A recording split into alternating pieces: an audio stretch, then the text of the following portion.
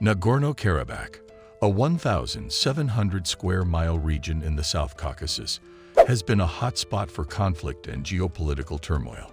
The Soviet Union's collapse 30 years ago left political disputes unresolved, leading to a 6-year war with over 20,000 casualties and mass displacements. This ongoing conflict between Armenia and Azerbaijan, two former Soviet territories, has simmered for 32 years, centered on disputed territory. The scars from past clashes have ignited a recent trench warfare crisis following a devastating 44-day war. This conflict has incited intense diplomatic efforts. The tensions between these former Soviet republics persist, with Armenia and Azerbaijan remaining at odds over the region. Nagorno-Karabakh is a disputed region at the heart of the conflict. While internationally recognized as part of Azerbaijan due to its geographical location within the country, most of its population, about 95%, is of Armenian descent. Armenia claims influence over the area, arguing its people should be self-governed. Nagorno-Karabakh residents even declared independence as the Republic of Artsakh, a claim supported only by Armenia. This dispute has led to 2 full-scale wars and ongoing battles. In this video, we'll explore the conflict's origins, its global political impact, and its potential to involve not just the US, but also Russia in a larger conflict. Before exploring into the topic, please hit the like button to support our content. Now let's get back to the basics. To understand the present problems, we must trace the roots of this conflict. Nagorno-Karabakh has a long history of contention, with Muslim Arabs and Christian Armenians both laying claim to it due to its strategic location.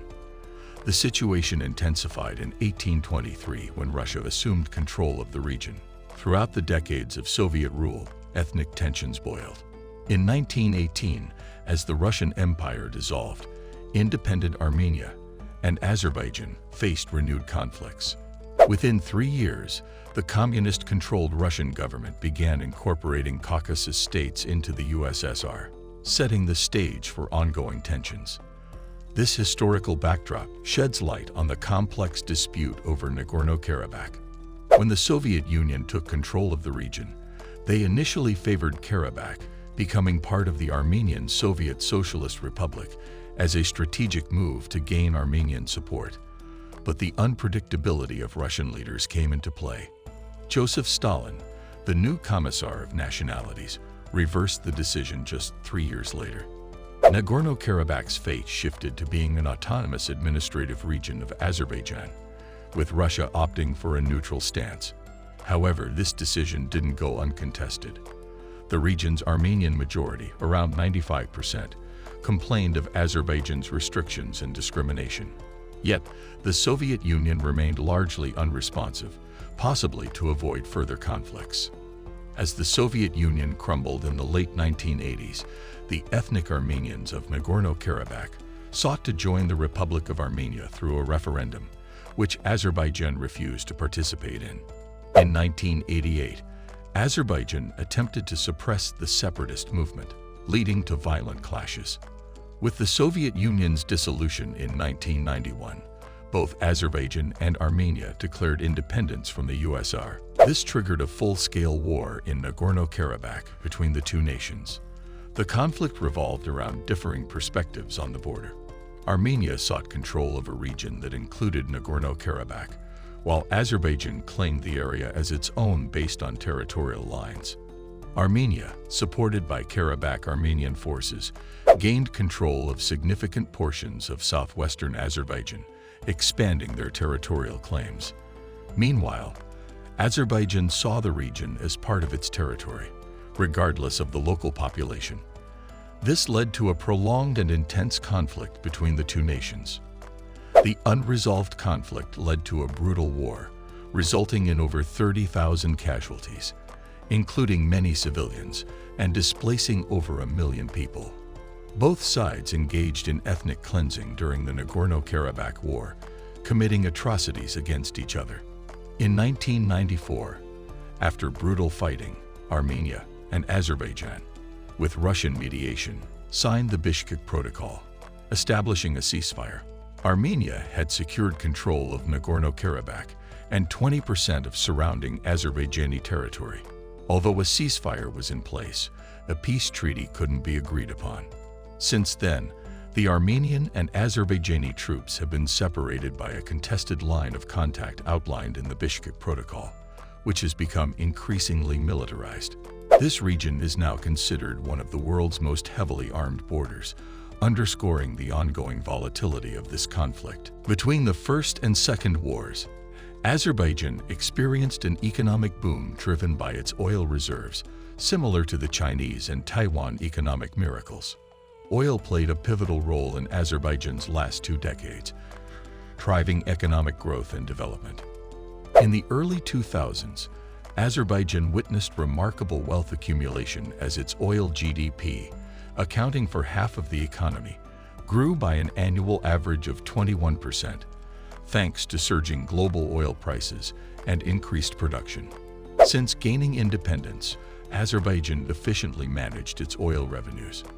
The groundbreaking contract of the century was signed in 1994, forming several production-sharing agreements with 11 major oil companies for oil fields like Azeri, Shah Deniz, and Chirag. This attracted around $60 billion in foreign direct investment and significantly boosted oil production. These initiatives, along with infrastructure development by major oil companies, allowed Azerbaijan to transport more oil globally and access broader markets. As a result, the country transformed from a struggling nation to an economic powerhouse in a matter of years. Azerbaijan's GDP skyrocketed, growing more than tenfold from $6 billion to $66 billion, leading to a significant reduction in poverty, down to 7.6% from 49.6%. The nation experienced real wage increases and a growing middle class. For over a decade, it boasted the world's fastest-growing economy, averaging over 15% annual growth between 2000 and 2010. This economic boom set Azerbaijan apart from Armenia, not only making it wealthier with improved living standards and higher population growth, but also enabling higher military spending. In 2023, Azerbaijan allocates over $3.1 billion to defense, while Armenia, despite a nearly 50% increase, spends only $1.2 billion.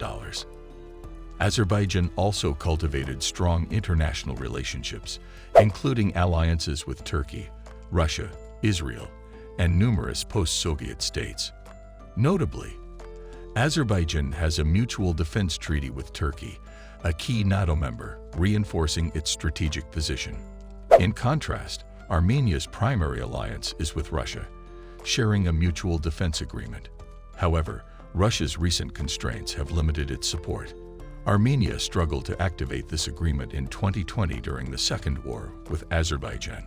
In 2020, the conflict in Nagorno-Karabakh escalated, leading to Armenia's announcement of over 2,783 soldiers killed in the fighting. The conflict resulted in homes being shelled and civilians suffering amid the clashes. Armenia accused Azerbaijan of trying to advance into its territory after hostilities broke out. However, Russia's role shifted as it became embroiled in Ukraine, distracting its attention from the South Caucasus since February 2022. This distraction coincided with Europe's efforts to reduce reliance on Russian oil and gas, making Azerbaijan an alternative energy source.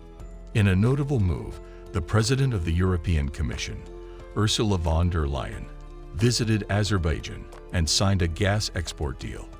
The agreement aimed to boost gas exports from Azerbaijan to Europe, expanding from 8 billion cubic meters in 2021 to around 20 billion by 2027.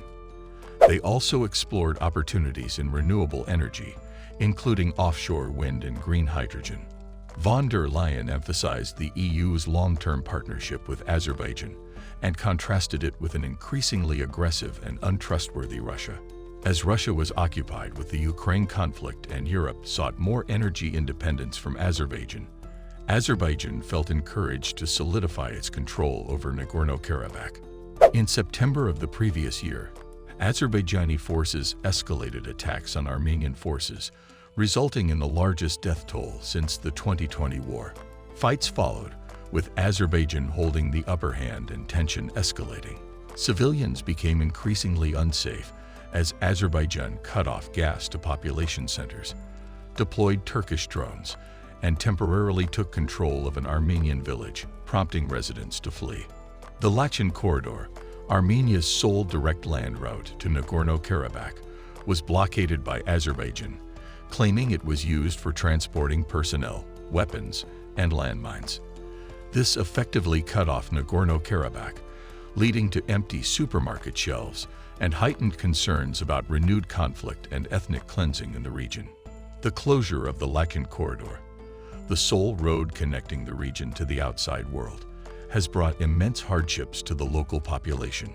Water shortages have led to electricity outages, and gas and bakeries are unavailable, causing bread shortages. Approximately 120,000 people urgently require food, medicine, and other supplies. Since the ceasefire, this critical route has been disrupted, leaving Nagorno-Karabakh cut off for the entire year. Humanitarian organizations like the Red Cross have struggled to deliver aid, with trucks carrying tons of supplies stranded on roads. France, a staunch supporter of Armenia, has criticized Azerbaijan, but its motivations remain complex, a topic for another discussion. The closure of the corridor has been labeled as criminal and genocidal by figures like Luis Moreno Ocampo, the former chief prosecutor of the International Criminal Court, citing the Genocide Convention's reference to acts deliberately causing conditions that lead to physical destruction.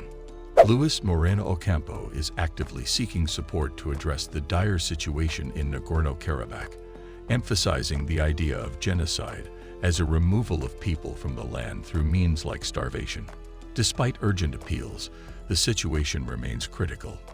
An emergency session of the United Nations Security Council has taken place, but no definitive resolution has been reached. Resolving the ongoing conflict in the region hinges on addressing three main issues. First, the status of Nagorno-Karabakh is a central concern. Armenia and Azerbaijan have expressed recognition of each other's territorial integrity, including Nagorno-Karabakh. A potential solution may involve detailed guarantees for the rights of ethnic Armenians in the region and official Azerbaijani control over the surrounding areas. Second, the border between the two countries, spanning over 600 miles, requires resolution. This undemarcated and heavily militarized frontier has been a frequent source of conflicts and skirmishes. Both nations seek a clear border demarcation, reducing potential conflict points and overall tensions. These issues represent critical components for achieving a lasting peace in the region. Diplomatic consensus on these matters is challenging but essential for a peaceful resolution. The third critical issue is transportation routes, with Azerbaijan and Turkey closing their borders to Armenia for 3 decades due to the conflict. Talks of reopening borders and constructing transport routes have surfaced. Resolving this matter could represent the final obstacle to achieving lasting peace. The prospect of a third war in the region is fraught with uncertainty. Would Russia uphold its military pact with Armenia? Could Iran and Israel be drawn in as close allies? How would the US and NATO respond? The potential for a global war looms large. The situation remains highly unpredictable, with many questions and few answers. We hope to avoid such a scenario, and will continue to monitor and report on unfolding developments.